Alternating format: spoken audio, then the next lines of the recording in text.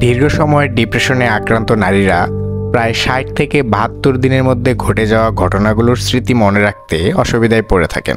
Proceeding of the national academy of সায়েন্সের একটি গবেষণায় দেখা গেছে, হতাশাগ্রস্ত নারীদের হিপোক্যাম্পাসের আকার উল্লেখযোগ্যভাবে ছোট হয়ে যায়।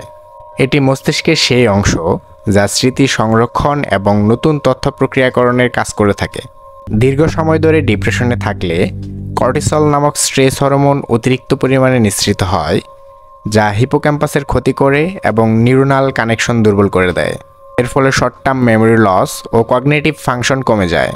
ডিপ্রেশন শুধুমাত্র একটি মানসিক রোগ নয়, এটি একটি নিউরোলজিক্যাল সমস্যা, যার ফলে নারীদের মস্তিষ্কের গঠনগত কার্যকরী ক্ষমতার পরিবর্তন ঘটে। পুরুষরাও ডিপ্রেশনের কারণে স্মৃতি হারাতে পারেন, তবে এক্ষেত্রে নারীরাই তুলনামূলকভাবে বেশি সমস্যায় ভুগে থাকেন। তাই নারীদের মানসিক স্বাস্থ্য সচেতনতা এবং চিকিৎসা অত্যন্ত জরুরি।